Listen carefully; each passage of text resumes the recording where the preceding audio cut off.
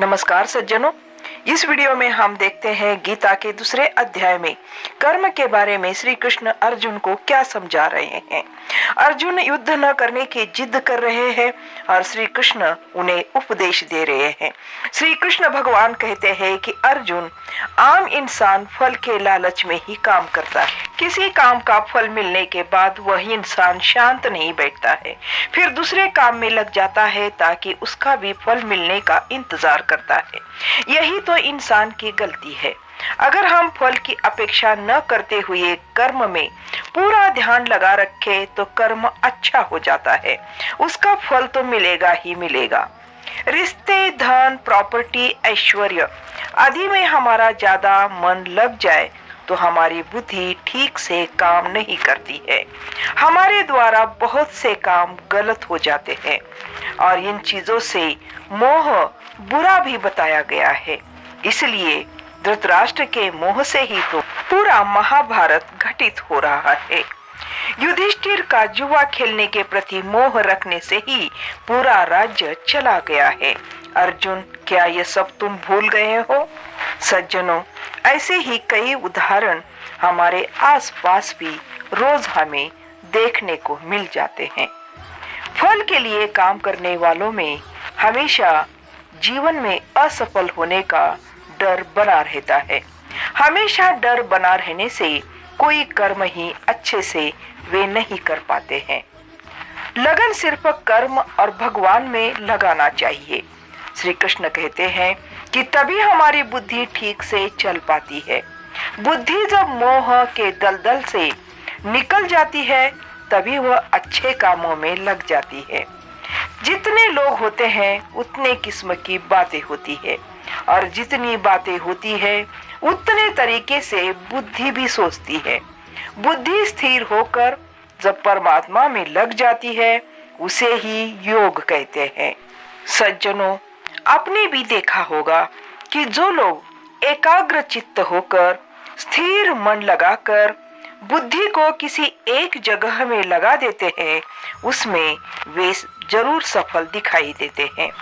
अर्जुन श्री कृष्ण को पूछ रहे हैं कि ऐसे व्यक्ति की पहचान तो क्या होती है।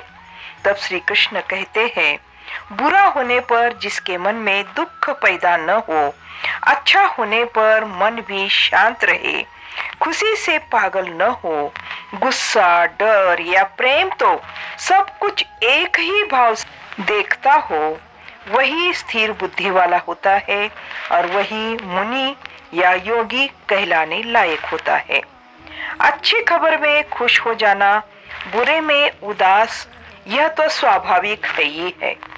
मगर किसी जानवर को भी आप कुछ खाने को देंगे तो वो खुश होगा, छीन लेंगे तो उसे भी बुरा लगेगा। लेकिन इन सबसे ऊपर जो अपनी अलग अलग अवस्थाओं में भी नहीं बदलता वही असली में योगी कहलाता है।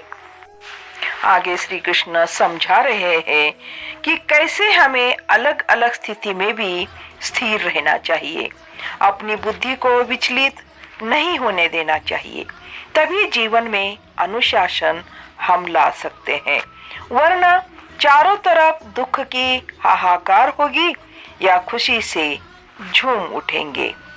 कछुआ जिस तरह सब ओर से अपने अंगों को समेट लेता है, वैसे ही जब पुरुष इंद्रियों के विषय से इंद्रियों को सब प्रकार से हटा लेता है तब उसकी बुद्धि स्थिर हो जाती है।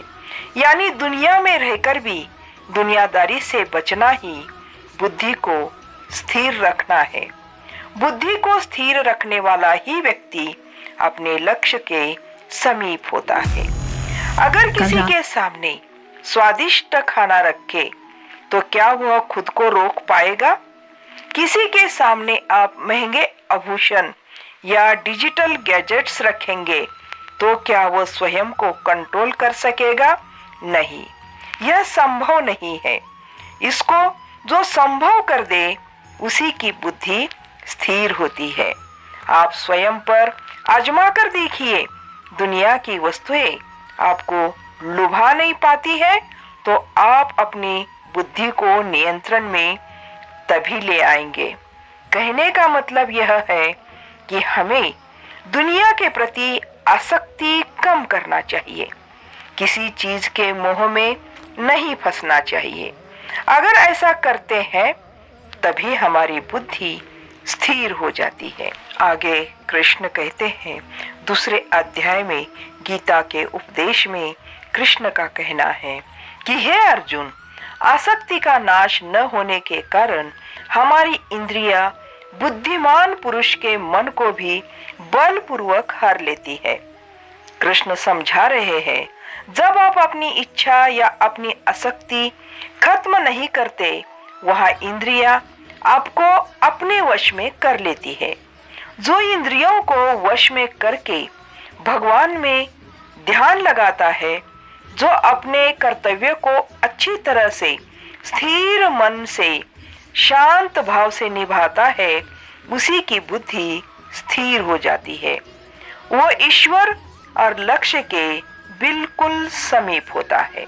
दोस्तों, जब आप भी कोई काम कर रहे हैं तो ये देखना है कि वह काम आपको इंद्रियां आपसे करवा रही है या आपका कर्म आपसे करवा रहा है।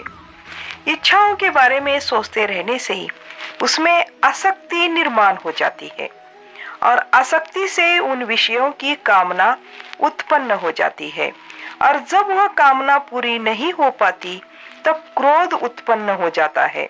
जिस तरह ज्यादा खाने से भूख बढ़ती है, ज्यादा सोने से नींद बढ़ती है, उसी तरह से जब आप अपनी इच्छाओं के बारे में सोचते रहते हैं तब बस उसी में फंसकर रह जाते हैं।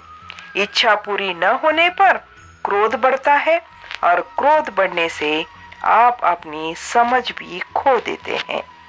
तो सज्जनों, ये वीडियो आपको कैसे लगा? अच्छा लगा तो लाइक शेयर कमेंट जरूर करें। नए हो तो सब्सक्राइब करना ना भूलें। मिलते हैं अगले वीडियो में कृष्ण उपदेश के। धन्यवाद।